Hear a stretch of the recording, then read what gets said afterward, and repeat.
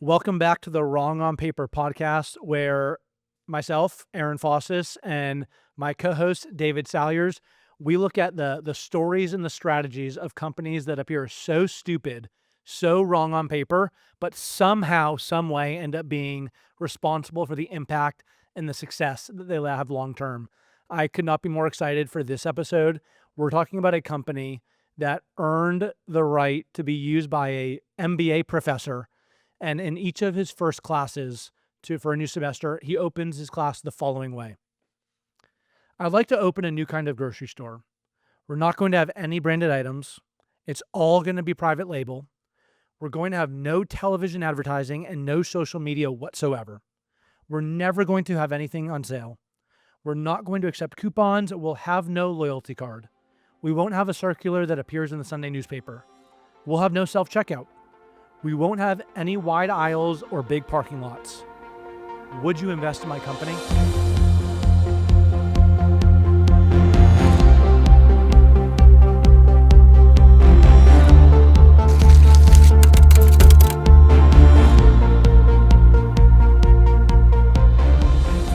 If you asked a management consultant to design a supermarket, you'd get something huge, efficient, data-driven, and utterly soulless. Trader Joe's did the opposite. They sell fewer products, don't do loyalty cards, and let cheerful staff in Hawaiian shirts ring a ship's bell. Yet they earn nearly twice the revenue per square foot of most competitors. It proves the point I think you and I both never tire of making, and it's that people don't shop like spreadsheets. They like quirks and the sense that a store has a personality or a brand has a personality that's authentic. And by being smaller and stranger, Trader Joe's manages to feel friendlier and more trustworthy. The story of Trader Joe's shows how often the real advantage in business isn't found in data, but in psychology, and that's what we're exploring today. And before we dive into Trader Joe's specifically, you and I have spent a lot of time in our lives in a grocery store, I'd imagine. I never took the time to understand the history of the grocery store, so we're going to do a very pop quiz style version of where did the grocery store come from, the industry come from? I have no idea. Here we go. So the modern grocery store industry emerged from a revolutionary transformation that began in the early 20th century. So before 1900, food shopping required visits to multiple specialized shops. So think the baker, the butcher, the greengrocer. Super time consuming, super inefficient. The transformation began with, I'd never heard of them before, maybe you had, the Great Atlantic and Pacific Tea Company, shorthand A&P, which was founded in 1859, pioneered the first economy store format around 1912. They introduced a couple of things that were super fascinating: standardization, scale, and what we now know as a cash and carry system for the first time to the grocery store world. And they eliminated traditional credit sales and delivery services. This model, why it worked, was it reduced costs dramatically and set the foundation for modern grocery retail. But we weren't done there. The grocery stores that you and I go into every day look very different from that. The next pivotal moment came in 1916 when a gentleman named Clarence Saunders opened this grocery store in Memphis, Tennessee. Can you guess what it is? I have no idea. Piggly Wiggly. Fascinating. So Piggly Wiggly, 1916. It's a groundbreaking concept at the time that introduced self-service shopping, where customers selected their own products from organized aisles with their own shopping baskets. First time that had ever happened. Innovations that seem pretty obvious, no duh, to us today, but were revolutionary at the time. So much so that Saunders received a U.S. patent at number 1242872 for his, quote, self-serving stores, unquote, concept. But the true supermarket era began, and this is my last tidbit before we dive in 1930, when Michael Cullen, a former Kroger employee, opened King Cullen in Jamaica, Queens, New York. This was a much larger model of store that had ever been done before, around 6,000 square feet, and it combined 5 essential elements that exist today. Separate departments, 1. Self-service, 2. Discount pricing, 3. Chain marketing, 4. And volume dealing, 5. Cullen's philosophy, super inspiring. pile it high and sell it cheap, established a supermarket model that dominates today. The funny thing is, we've mentioned them, but there's a brand that has zigged while everybody is zagging in the grocery store industry, and that's Trader Joe's. And it all starts with the incredible story of a young person named Joe Coulombe, who was born in 1930 in San Diego, California. You and I have done a ton of research on Joe. We've read this incredible book that he wrote about his life and about creating Trader Joe's called Becoming Trader Joe. He passed away in 2020, so he's no longer with us, but has a rich treasure trove of articles and interviews and just podcast episodes that we're able to pull from that really unpacked his life story and the brand. You know, it's funny, Aaron, as we were doing all the research on this, I was not very familiar with Trader Joe's at all. I had only been there one time prior to doing this. You know how many times I've been since we started doing our research? 5 times. And that's a lot of times. That's a lot of times. We haven't had that much time to do, but I have just really been intrigued. I didn't know anything about it. And I got to tell you, I am becoming a huge fan, and I'm hoping maybe that will reinforce some of what we're going to talk about in the podcast today, because I didn't come into this knowing a lot about Trader Joe, but having learned a lot, it's just really made me a convert and one of the fans, like we'll be talking about, through the principles that he's used to approach something as mundane as grocery shopping. My wife doesn't like to do the grocery shopping. She finds that to be very pedestrian, mundane. So I have become the grocery shopper in the family, and so I've had that experience. I don't know how many times, thousands and thousands of times. But this has been a unique experience. So. Okay, so I did not know this about you. Yeah. I'm also the grocery shopper in our family. Okay. I don't know why, I just enjoy it. Yeah. It's a way to go out, and I feel like I'm accomplishing something for the day. My wife does not like it, so I gladly get to go. I've been a big Trader Joe's fan for a while, but there's an interesting, I think, point before we dive into Joe Coulombe's story. Like you heard about the story of Trader Joe, and all of a sudden you become a fan. Yeah. I feel like so often, like, repeated phrases lose their power over time. And so if you're in any type of business or brand role, oftentimes you hear about the power of storytelling, the power of storytelling, the power of storytelling. And yeah, sure, I believe storytelling is powerful, but it loses the luster of how impactful it is. But the case study essentially of you learning about this story and feeling so compelled of over a 2 to 3 week stretch, you've gone to this grocery store 5 separate times because you felt connected now to the story of it. And I presume we haven't explicitly talked about this. We've talked a lot about Trader Joe's. I'm assuming you've enjoyed the story and liked the story and felt connected to it. Very much so. So let's dive in maybe why I felt connected for a long time while you now feel connected. So Joe, born in 1930 in San Diego. Fun fact, grew up on an avocado farm. Interesting, makes sense in California. He served in the Air Force and then impressively went to Stanford. Coming out of Stanford, Joe was hired by a drugstore chain called Rexall. So they ran a chain of drugstores. At some point they decide that we want to get not just be a drugstore chain, we want to get into the convenience store industry. So they launch a pop-up concept called Pronto Markets, and they ask employee Joe Coulombe to run this launch concept. And I think, if I recall correctly, it was explicitly designed to compete with 7-Eleven. It was, exactly. Because 7-Eleven was having a lot of success in other states, but specifically were not able to go into California where he was. So this was kind of a chance for him to create the 7-Eleven of California.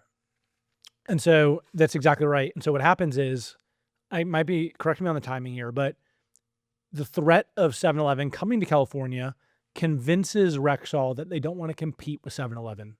So they decide to get out of the C-store game. Joe, instead of staying with Rexall as they get rid of Pronto Markets and try to sell it, decides he'd be the one to buy out Pronto Markets from Rexall. And so at a young age, recently out of college, Joe Coulombe becomes the owner of several Pronto Markets convenience stores. It doesn't take long for him to decide Rexall is probably right, and he has a decision to make. He can either sell his Pronto Market stores, or he can rethink what Pronto Markets is. Yeah, and this is where an interesting twist happens because he realizes that in the game that 7-Eleven is playing, location is everything. I think they quote, location is 90% of your success. And in an industry where location is 90%, the person who has the capital to be able to afford those expensive locations is going to win. And he realized in his situation, he had no capital, as he stated many times. And so he had to come up with a strategy, almost take his weakness and make it a strength. Yep. Because he realized to compete against that strength, he was definitely going to lose. So along that way, he started realizing he saw some seeds of what would later become Trader Joe's. And one of the first breakthroughs was there was an egg retailer. And in California, they had very strict regulations, what it took to be a grade A and extra large and large. And it turns out that the extra large eggs, I think, were 12 ounces more or something. But there was a shortage of those. And the egg salespeople, the people trying to sell the eggs, were having a problem selling them because they didn't have enough of them to stock traditional grocery stores. So one of the egg retailers came to him and said, "Hey, I could sell you these extra large eggs for the price of a regular egg, and then you could sell it for the price of a regular egg, and that could be your competitive advantage." And so he turned what was a weakness, his size, into a strength because his size enabled him to do that. He could stock the extra large eggs, sell them for the price of a large egg, and there was plenty of inventory for the size of his chain. And I just thought this was a stroke of brilliance. It's like judo. It's like you use the other person's strength against them. And I think there's a lot of things in here that's a common theme. How can you take the people you're competing against? How can you use their strength?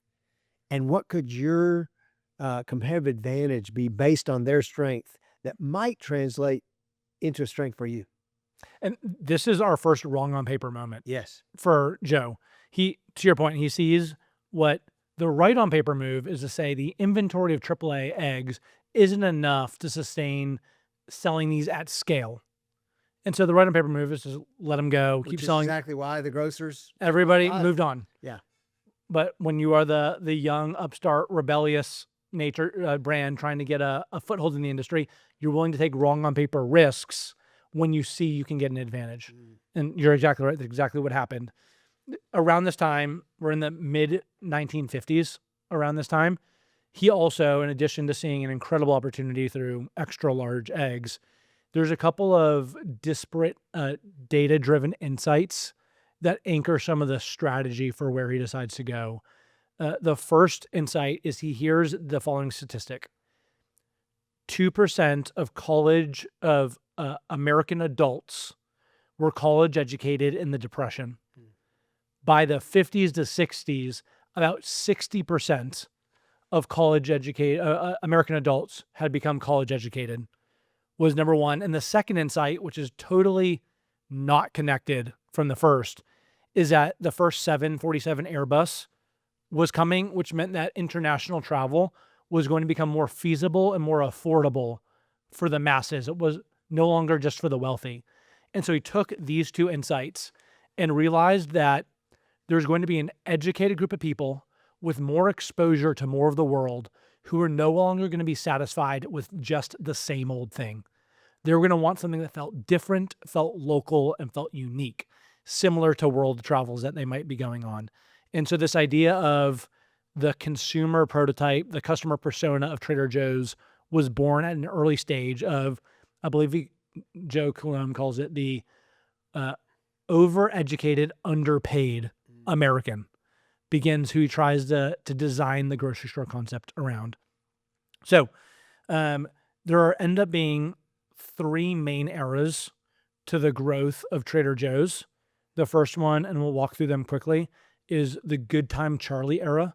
If you've ever been to a Trader Joe's, you've seen some of the names of products, and you know that this man has a gift with words. Like, he's just like, I mean, some of them are absolutely absurd and outlandish, but like, I mean, talk about like, he'll get you to stop and look and chuckle to yourself. So these names of these eras are similarly branded by him. So Good Time Charlie in around 1967 makes way for the Whole Earth Harry era in around 1971, which then leads to the Mac the Knife era in around 1977. So let's go quickly hit these one by one. So Good Time Charlie was the first era of Trader Joe's. Pronto Markets becomes rebranded as Trader Joe's, inspired by the tiki theme of the day.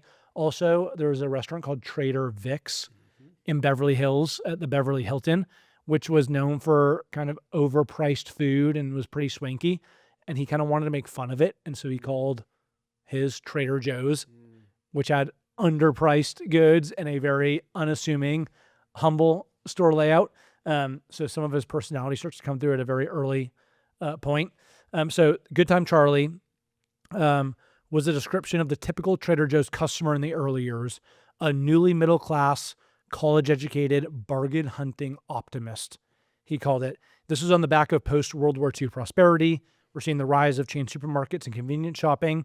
And the opportunity that Joe sees is the educated but not wealthy consumers wanted better products than what most mass grocers offered, but at lower price than what you could get at a specialty shop. You know, one of the things that I think is true of a lot of these great brands is they ride cultural waves. Mm. And I think part of this story is that Joe saw this cultural wave coming. You know, it's to your point, 3% of the people were going to college, now 60%. You know, people were now able to travel the world because of airlines, flights reducing the cost of travel. So there were these cultural waves that were occurring, and it's almost like he got his surfboard and is riding that wave. And, you know, it's funny because I've seen this with so many other companies, including my previous company, Chick-fil-A. You know, a lot of Chick-fil-A's growth came following the cultural wave of what was called the malling of America. I always love that. It's like they were developing shopping malls. There was just a series of about 20 years where almost all the shopping malls in America were being built, and Chick-fil-A kind of rode that wave because that's where people were now going. And so I think that's something for all the people listening to the podcast. What are the cultural waves? Because we're right in the middle of some new ones, some new cultural waves right now. And how does that cultural wave affect your business, and what opportunities does it create? Okay, I have a question.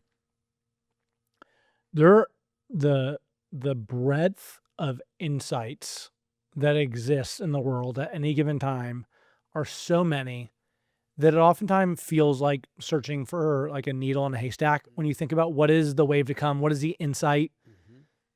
Like I'm imagining that Joe Coulombe had read a lot of statistics at a lot of points in time, but somehow like this one stuck out in his mind and he took action against it.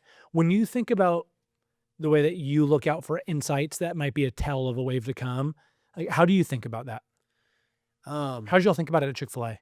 Yeah. Well, I know It's an that, unfair question because it's so hard, I think. yeah. Well, I know that part of what you're looking for is there are trends, you know, and but waves occur when human behavior is permanently changed. Trends versus waves, and waves occur when When- human behavior is permanently changed. Permanently changed. What is happening that enables human behavior to permanently change? I think that's the difference. You know, there are little trends that go on here and there, but when something occurs that will totally change behavior, you know, that's when you've got something. That's when you have the potential for a really huge opportunity. I'm wondering if this is connected. It might be. When Jeff Bezos started Amazon, he talked about most people try to predict what will change in 10 years. It's better to predict what won't change in 10 years and design backwards from that.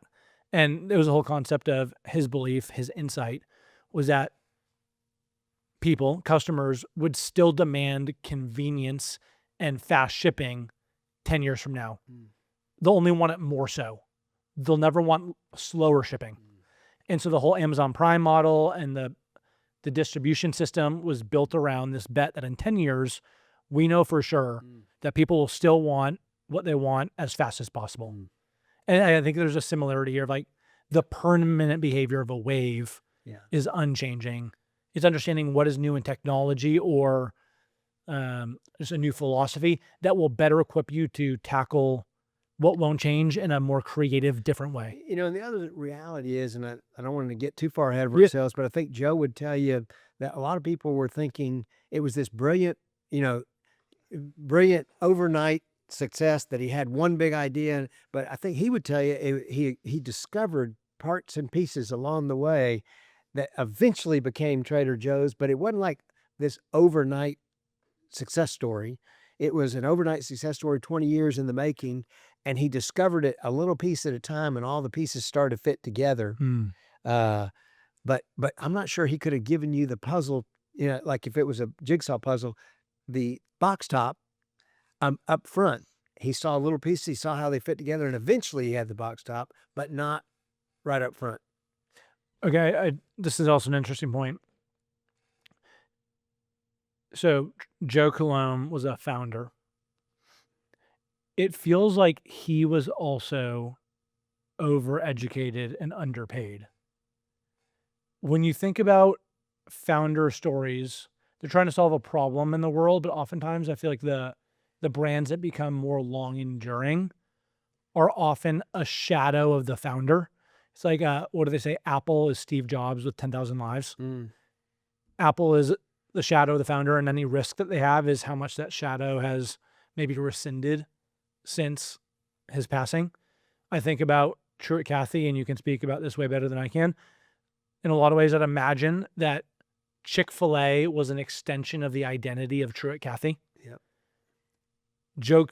Trader Joe's is definitely an extension of the identity or the shadow of Joe Coulombe as well. Well, there's another dimension of that that probably bears mentioning here that founders understand. There was a chapter in here where he talked about the fact that a lot of people want to eliminate problems from business. And he said, nope. He said, the whole point of a business is problem solving. You don't eliminate them. You come up with creative ways to address them and to deal with them and to solve them on behalf of a customer. He said, but if you think the whole point of business is not have any problems, you don't understand. I think it was called the giant hairball. Yes, it was the name of the chapter. Yeah.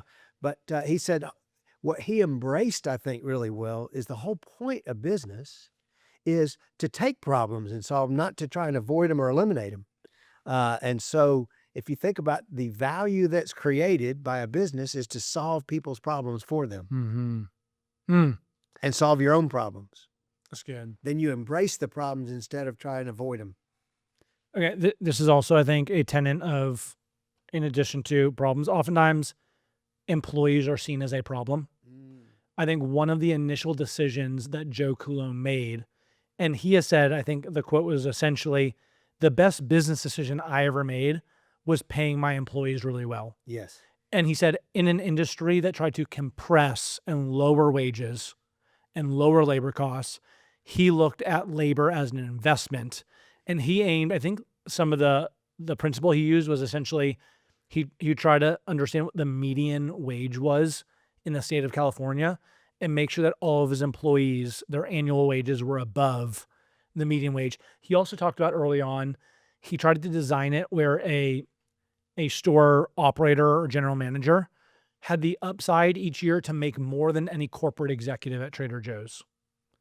And so it's interesting. So as you think about the Good Time Charlie era, one of the defining, in addition to the Hawaiian shirts and a lot of the theme that's persisted through the years, this belief centrally in the experience of Trader Joe's manifesting to the employees who serve the guests who come in ends up being an initial decision and maybe one of the most impactful decisions across the board. Yeah. What really is germane, I think, in that is that most companies view their employees as an expense.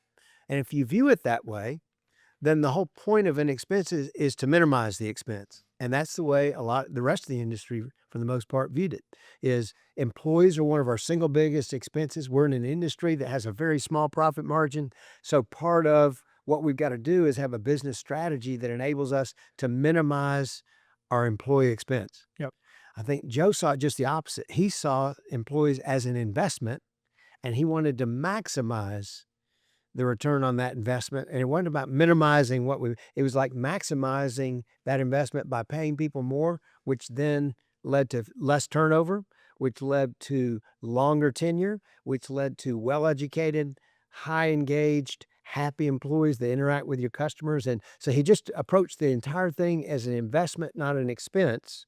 And he treated it like an investment, not an expense. And because of that, he was able to extend that investment into further competitive advantage. And what I mean by that is, if you look at the differentiating point of Trader Joe's versus fill in the blank grocery retailer, what you see is product knowledge becomes very different. Most grocery stores you go in, you see the exact same brands on the same shelves, and what you're really doing is just competing on price with maybe some different experience around it. What Trader Joe's did was they decided they were going to go deep on product knowledge, so much so that their employees in the store were required to understand each of the products to support shoppers coming in wanting to make good decisions. Yeah. Think about like the last time somebody at a grocery store, a worker helped you make a decision on which product was better than the other. I love, there's a story, and am I going to steal this from you? Go ahead. Where one of the things that Joe Coulombe did is he would send managers and their spouse to Europe for 3 weeks to go on a series of wine tours and to visit different chocolate shops, Swiss chocolate shops. So they could come back as almost like sommeliers and help inform and educate shoppers in the experience on which wines were from which region and what were the defining attributes of the wine and which was better, which had the best value. Same thing with chocolates that they brought in. What was the story of the chocolate? They essentially became salespeople is the wrong word, but these facilitators and educators that pulled people deep into the story and created emotional connections along the way. Well, one of the quotes that I loved in the book is he said, "You can't afford to have cheap employees." He said, "Low turnover is the primary goal." And there was a commentary too, similar to that, I think it was from David Ogilvy in the ad business. He said, "If you pay people peanuts, you get monkeys." It's so good. It's so good. And I think, again, if you view labor as an expense to be minimized, you'll have a total different philosophy. But if you view it as an investment to be maximized, you might send them to Europe, like you said, and you might try and have the highest wages and the best benefits, and therefore enjoy the lowest turnover. Quite honestly, that was the Chick-fil-A, the operators in the Chick-fil-A system are the same thing. That they get treated like royalty. That the turnover there is, we have a 97% retention rate of Chick-fil-A operators, the people running the individual Chick-fil-A locations, and 97% retention rate in an industry known for turnover. The norm in the industry is like 200% turnover a year. But it's viewed as Truett would tell you, one of his greatest decisions ever was to create the operator model the way he created it. That's one of the single biggest competitive advantages that Chick-fil-A has, is viewing people as the real asset, even when it costs you a little cash. Okay, so Joe Coulombe calls this out explicitly. I'm doubting Chick-fil-A has called it out explicitly, but I would bet that the same general playbook is run. It's this idea that the best brands are benevolent cults. Like Joe essentially says he tried to create a benevolent cult, like a good for you cult, both on the employee side, but it also ends up living by an extension on the customer side. He talks about, he calls it the power of true believers. Yes. And this idea of, like, he would say word of mouth marketing is the best form of marketing. Yeah. I think at some level you agree. Well, yeah, we would never have used the word cult. Yes, for sure. Yep. I think that reaction to that word might be, but what we did say is we said, our job is not to create sales, it's to create raving fans. Yes. Because if we'll create raving fans, that in and of itself will create the sales that we need. And so the focus was on creating fans, not sales, which would be the same thing that he's saying, maybe just in a little so language. here's what he says in different language. Yeah. Joe Coulombe says, as everyone knows, I don't think everybody knows this, but he says, word of mouth is the most effective advertising of all. Or, when in my cups, I've been known to say that there's no better business than running a cult. He says, Trader Joe's became a cult of the overeducated and underpaid, partly because we deliberately tried to make it a cult once we got a handle on what we were actually doing, and partly because we kept the implicit promises with our clientele. And like again, Chick-fil-A doesn't call it out, but call it raving fans. Right. But he said like, and I think what he's trying to say essentially is like, we want to build up a community of people who feel so profoundly connected Yes. to who we are, what we're doing, and the positive influence we can have in their lives, that they become the army of people, the raving fans who go out and evangelize to the world for us. And at the end of the day, that's a way better form of marketing than shouting at somebody through a 30-second commercial. Unless you're Liquid Death, like our last episode, and you have a crazy creative commercial, that might work. Yeah. But unless you're Liquid Death or willing to do what Liquid Death does, word of mouth referral is the. I think the commonality is that both of those founders, Liquid Death and now with Trader Joe's, viewed marketing as entertainment and education, not as a traditional marketing person. We're just trying to get your logo in front of someone. Yeah. Okay, so that was an incredible capture of the Good Time Charlie era. After the Good Time Charlie era, we move into the Whole Earth Harry era around 1971.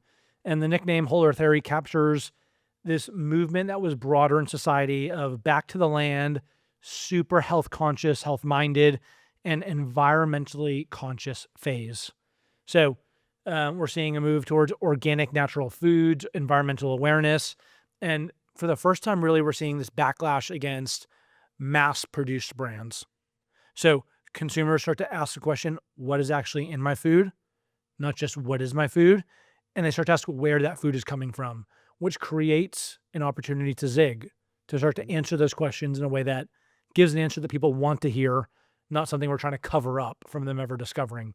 So a couple of the defining moves of this era of Whole Earth Harry for Trader Joe's with this idea of curation over assortment.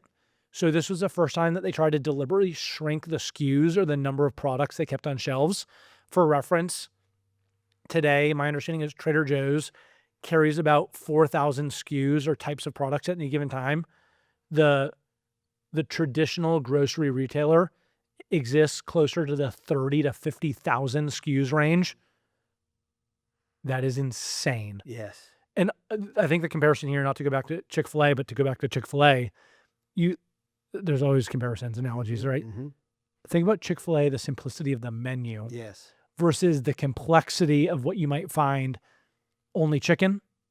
I think you see like a lot of the success of Raising Cane's has been very similar of this monomaniacal obsession with being remarkable and delivering the highest quality on the one to few things versus trying to have everything for everybody. Yep. So we see this move in that direction. Also, this ends up being one of the most profound wrong on paper moves that Trader Joe's makes. Every grocery store at the time and today is made up of the fact that we allow other companies to spend a lot of money marketing their product, and then we facilitate the selling of their demand creation through our stores. Yep. Therefore, you go into a grocery store and you have all types of branded products. Trader Joe says, no, we'll reject your marketing money and your investment in creating demand, and we'll create our own private label. Today, I believe it's around 80+% of products at Trader Joe's are Trader Joe's branded. Like they go direct, they cut out the middle person, the brand, go direct to the source, whoever provides I think the first private label product at Trader Joe's ever was granola. Yeah. So they went and they sourced the granola, they packaged it, they named it, they put it on their shelves, they sold it, and they rinse and repeat this and moved in that direction. You know, there's so many dimensions to that decision, and we'll get into some of them in a little while here, but one of them that struck me is the fact that instead of just selling you things that brands want to sell you, they curate is the word they use. So what Trader Joe's did over time is they said, we're going to have people out there sourcing all the very best, they said they've got on their shelves only the best sellers. They may be only 4,000 things, but they're the best sellers in other stores. And then they curate high quality products.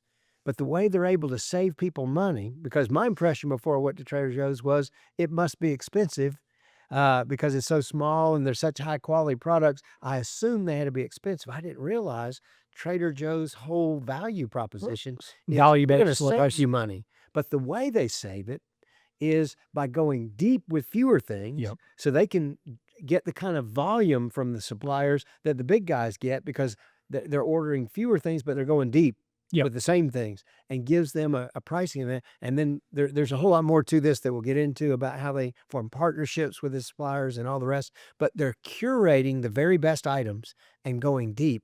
So it's almost like you walk into Trader Joe's, you're in the College Football Hall of Fame, where you're seeing only the very best of all that's out there. And then you start to trust that if Trader Joe's is selling it, it must be really good. It must be really good for you, like you're talking about, and it's going to be inexpensive Yep. compared to other options. All that from that one little decision. I think they to build on that, they made the decision to worry more about buying than selling. Yes. They obsessed on what are we buying and is this valuable and desirable to our overeducated, underpaid Yep. cult, Yep. essentially. And so I think that was an incredible frame of like, they're not worried about the selling on the backside. They believe if they do a good enough job curating or buying, selling it on the backside will be easy. Yep. The final move of this era of Whole Earth Harry was the ethos started to ship from just like fun, tiki style you start to see a more localized feel to each store, friendly, slightly countercultural vibe. Each shop, each grocery store was designed to feel like a neighborhood shop for health-minded explorers. I don't know what Trader Joe's you go to. I go to the one on Peachtree here in Atlanta, and above each of the checkout registers, there's a street sign with a different street in the Atlanta area, and it feels like there's an incredible like tiki meets local Atlanta vibe to that shop that I've seen in the Trader Joe's I've gone to in Washington, D.C. when visiting. Similar, hyper localized, but same feeling at a high level. They've done a great job differentiating it at a localized way. Some might call it the power of local marketing. I don't know. The final era that we end up in is what Joe Coulombe calls Mac the Knife. It's around 1977. And Mac the Knife, this era signifies the ruthless efficiency and sharp focus on margins and value that drove the chain's national expansion. So we see even further reduction in the SKU count at this point. More volume buying. When they were very young, they were afraid to not worry about volume, but they start to buy at volume, which helps lower prices. They keep the lean store footprints and simple layouts. They buy direct from producers, helps keep overhead low. And would love at this point, we start to come into the Trader Joe's as we know it today, and you have a lot of great information and some numbers that back up Trader Joe's as we know it today. So as you are about to share that, the last point that we have here for the Mac the Knife era is the strategic breakthrough is that Trader Joe's proved that a grocer could scale nationally by focusing, and you said this previously, on fewer, better, more profitable products, marrying a cult-like brand to a cost-obsessed operating model. All right, would love to get some, as we think about Trader Joe's today, and how profoundly different their business looks from competitors. What does that look like? So the thing that was very interesting to me is Trader Joe's routinely outperforms the industry on almost every critical metric of productivity. So financial performance, sales per square foot is the way most retailers evaluate that. Even Chick-fil-A would look at sales per square foot. So Trader Joe's, and I'll have to give a little bit of a asterisk on this. Trader Joe's is a privately held company, so it's really hard to get the same quality of information you can get on other publicly traded businesses. But there are a lot of industry analysts that follow it that have got pretty good approximations. So this is the best information that we could come up with. But all the analysts would agree that Trader Joe's consistently leads the industry. Reliable estimates for 2024 place its sales per square foot at approximately $2,100. So they sell $2,100 per square foot of store space. To give you a sense of comparison, Kroger and Albertsons between 600, 700 per square foot. So it's 3x. Yeah. Whole Foods performs about 1,000 to 1,200 per square foot. So almost twice, 2x. Yep. which amazes me because I think Whole Foods is looked at as very premium. Yes. And then discount places like Aldi and Lidl, that kind of thing, 1,000 per square foot. Mass merchandisers, much less than that. So just sales per square foot, which is probably the best apples to apples metric, they're off the charts, better than everything. Nobody's close. So revenue growth per year, how these things have grown. It looks like 2 to 3% growth annually, which doesn't sound like a lot, but they've estimated 6 to 8% in recent years is what they've really started to hit a higher rate of really growth. started to hit. But conventional companies like Kroger, whatever, would be in the low single digits, 2 to 4%, on and on. But profit margins is another one where, it's really hard to make profits in this industry anyway. And you think about the small square footage, the high pay that they give to their employees, and the cost structure where they're trying to save customers money. So you got a lot of things working against your profitability, but they are in line with the rest of the industry in spite of the fact they pay their employees more, they charge their customers less, and they've been able to manage to get a profit margin that kind of rivals. They're in the 2 to 3% range, where conventional grocery stores would be 1.5 to 2.5%. Inventory turnover is another kind of metric that was 12 to 15 times per year turnover, where the conventional is more like 8 to 10. So that's significant. Yeah, that's very significant. Especially considering they've only got 4,000 SKUs. Employee turnover. This is one where they're really less than 10% a year among Trader Joe employees, and it's exceeding 75% annually in the industry. Think about the difference that has, not only on labor costs, but also on the customer experience. 100%. And I think that's what Joe saw is, minimizing turnover is one of his main objectives. And then customer satisfaction. This is where it really pays off too. The American Customer Satisfaction Index, ACSI, is what most people look at for supermarkets. They score in the 84 to 86% range on that metric, where the conventional stores, about 70s. So way above the norm. And even Whole Foods, which, you would think that because they're premium, they're a little bit cult-like too. That they're in the high 70s to low 80s. And Trader Joe's in the mid 80s. So even look good. Industry leader. Yeah. So across the board, by all the metrics that matter, you've got a company that's really making things happen over a long period of time using a totally different playbook than all those they compete against. As we wrap this up, I've pulled out, these are not from Joe Coulombe, but as we've read about him, listened to him, these are the 5 pillars of what I feel like his strategy was over the year. And I'm curious if you agree or not. I mentioned this quickly earlier, but 1, high wages. I think that was foundational to, I'm going to create a place where I invest in employees and make the bet on them driving value through the business. 2nd was deep product knowledge. Yeah. He wanted to know more about the products being sold at a Trader Joe than anybody else in the industry. 3 was the private label, the Trader Joe's branded products, and deciding not to sell what everybody else sold. Think about it. If I want to buy cereal, I can go to any major grocery store in the Atlanta area and buy the same cereal at all of them.